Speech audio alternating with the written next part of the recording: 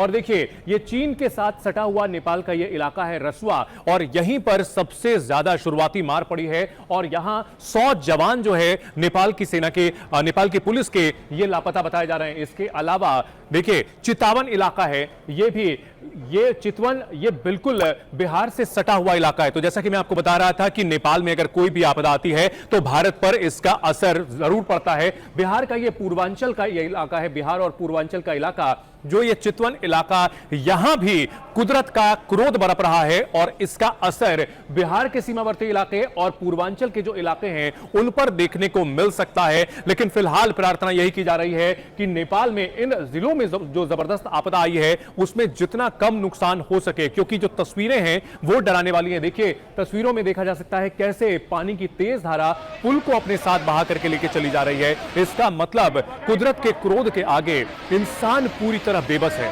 रिहायशी इलाके, यहां जो बड़े बड़े इमारतें बनी हुई हैं, मकान बने हुए हैं, वो पल भर में बह जा रहे हैं। और ये धारिंग का वीडियो है, जैसा कि हमारे सहयोगी वीरेंद्र भी हमें बता रहे थे। वीरेंद्र, अगर बात की जाए नेपाल और चीन की ओर से ये पानी आया है, क्या चीन की ओर से कोई अर्ली वार्निंग दी गई थी कि इस तरह की आपदा कोई आ सकती है? क्योंकि अगर वहां से पानी की इतनी बड़ी मात्रा आ रही है तो निश्चित तौर पर नेपाल में तबाही मचनी ही थी। क्या पहले से कोई अर्ली वार्निंग सिस्टम नहीं है? जी, बता दें आपको कि अर्ली सिस्टम आया। नेपाल के जो गृह मंत्री है सुदन गुरुङ को वहां से कॉल आया, वहां से इंफॉर्मेशन आया। सुदन गुरुङ ने पहली बार सोशल मीडिया पे इंफॉर्मेशन किया। हालांकि अपना नेपाल गवर्नमेंट के अंदर भी तो इंफॉर्मेशन होगी ही, पहले से इंफॉर्मेशन दी गई थी कि चाइना की तरफ से एक बाढ़ आया है, जो बाढ़ नेपाल में प्रभावित हो सकती है। और जाहिर सी बात है कि नेपाल गवर्नमेंट तुरंत ही अलर्ट में हो गया। यदि अलर्ट में नहीं होता तो इससे भी बड़ा खास करके लोगों का जाने का स्थिति होता। हालांकि आधिकारिक तौर पे नेपाल गवर्नमेंट अभी कैबिनेट की डिसाइड कर रही है, मीटिंग कर रही है, उसके बाद तो अपना आधिकारिक सारा डेटा तो देंगे ही, लेकिन पहले ही इंफॉर्मेशन कर दिया गया था। कुछ घंटा पहले इंफॉर्मेशन हो गया था कि नेपाल में बहुत बड़ा बाढ़ आ रही है। क्योंकि आपको मैं ये बता दूं कि पहले बार मैंने आपको एक वीडियो भी भेजा था, वहां से देख भी सकते हैं, शुरुआती वीडियो जिस समय वो बाढ़ आ रही थी, उस समय के भी वीडियो हम लोग देख सकते हैं। तो नेपाल गवर्नमेंट ने पहले जानकारी कर दिया था, सभी को बता दिया गया था कि नेपाल में इस तरह से चाइना की ओर से तिब्बत इलाका से बाढ़ आने की आ रही है। इस तरह से इंफॉर्मेशन की गई थी चंदन। बिल्कुल।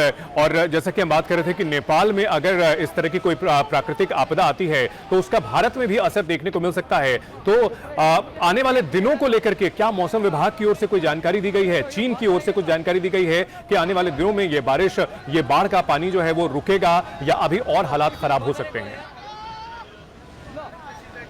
जी, चाइना के तौर से अब वो तो अभी नेपाल गवर्नमेंट ने अपना आधिकारिक नहीं बताया है, लेकिन हम ये अंदाजा कर सकते हैं कि पहाड़ी इलाका में जो भी बाढ़ आती है वो पानी ज्यादा देर तक थमती नहीं है, वो पानी चले जाती है।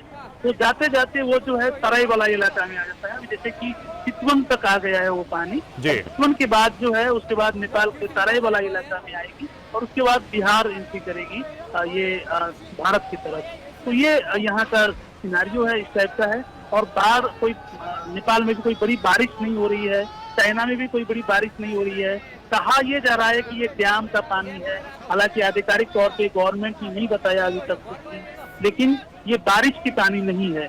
बारिश होती तो उसका दूसरा पानी होता है, ये एक सीमित पानी है जो आया और चला गया, जी टाइप का स्थिति है। वीरेंद्र, ये अहम बात आप बता रहे हैं कि ये बारिश का पानी नहीं है, ये चीन की ओर से डैम से पानी छोड़ा गया है।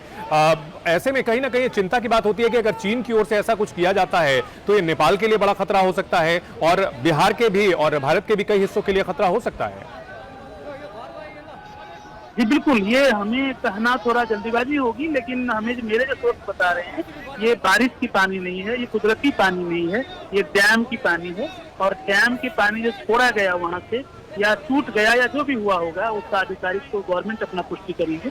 वो पानी जो है बह के इधर आया और वो एकदम स्पीड के रूप में आया, क्योंकि बारिश इस तरह से नहीं होती है। बारिश की पानी इतना स्पीड में नहीं आती है, एकदम एक काफी 2 मिनट के अंदर, 1 मिनट के अंदर, 30 सेकंड के अंदर इतना स्पीड में नहीं आती है बारिश की पानी। तो ये डैम की पानी है और आधिकारिक तौर पे नेपाल गवर्नमेंट या इंटरनेशनल लेवल से भी ये बताई जाएगी। और हमारे सोर्स ये बता रहे हैं कि ये डैम की पानी है और वही पानी जो है कुछ चंद समय में उसी रूट से अपना निकला और पूरा जो है बहते हुए निकल गया। बिल्कुल वीरेंद्र, आप हमारे साथ बने रहे हैं। अपने दर्शकों को हम ये तस्वीरें दिखा रहे हैं नेपाल के अलग अलग इलाकों में जो भीषण तबाही हुई है। चीन से आए पानी ने फिलहाल नेपाल में जबरदस्त तबाही मचाई हुई है। और देखिए, पानी की इस तेज धारा में पुल भी बहते हुए नजर आ रहे हैं, मकान टूट टूट करके बहते हुए जा रहे हैं। और अगर बात की जाए गाड़ियों की, तो उनकी तो कोई यहाँ पर बिसात ही देखने को नहीं मिल रही है। कई जगह हेलीपैड बह गए हैं। कुछ पुलिस के जवान भी बड़ी संख्या में लापता बताए जा रहे हैं। कुल मिलाकर के नेपाल फिलहाल इस वक्त एक बड़ी आपदा से जूझ रहा है। इसे प्राकृतिक आपदा कहना अभी जल्दबाजी होगी, क्योंकि आधिकारिक जानकारी नहीं मिल पाई है। लेकिन क्या चीन की ओर से यह पानी छोड़ा गया, या फिर चीन में कोई हादसा हुआ है जिसकी वजह से इतने बड़े पैमाने पर यह पानी नेपाल में आया है, ये अब जांच का विषय है। लेकिन फिलहाल नेपाल के कई जिलों में जो आपदा आई हुई है, उसके लिए पूरी दुनिया प्रार्थना कर रही है। और खासतौर पर भारत, जो कि नेपाल का पड़ोसी देश है और मित्र देश है, उसकी ओर से सारी दुआएं साथ हैं। नेपाल में भीषण तबाही हुई है। 5 जिलों के लिए अलर्ट जारी किया गया है। काफी कम समय में बहुत तेज पानी आया, और इस पानी ने यहां पर कैसी तबाही मचाई है, यह आप इन तस्वीरों में देख सकते हैं। वीरेंद्र हमारे साथ बने हुए हैं। वीरेंद्र, हम जो तस्वीरें देख पा रहे हैं, इसमें रिहायशी इलाके ऐसा लग रहा है कि नदी की धारा के अंदर समा गए हैं। बड़ी संख्या में मकान हैं एक कतार से, जो कि पानी के अंदर नजर आ रहे हैं। जी बिल्कुल, नेपाल का एक खासियत ये है कि नेपाल में पहाड़ी इलाका ज्यादा है और पहाड़ी मौसम का कुछ अलग मजा रहता है। वहाँ के रहने वाले रिहायशी लोग कुछ अलग मजा से रहते हैं। लेकिन बीच में नदी बहती है और उस नदी में अचानक से पानी आई। एकदम कोई लंबा समय का बाढ़ नहीं है, बस आधा घंटा, 15 मिनट, 20 मिनट के अंदर का ये बाढ़ है। इतना बाढ़ में जो है एक ही से आया और पूरी तरह से जो है। वीरेंद्र, अगर बात की जाए पानी के लिए आधे घंटे भी बहुत होते हैं, और इन तस्वीरों को देखकर इसकी पुष्टि होती है। बहुत शुक्रिया पूरी जानकारी के लिए। उत्पादों की विस्तृत श्रृंखला के साथ आपने रची भरोसे की बुनियाद, ग्राहकों तक पहुंचाया हर जरूरत का सामान।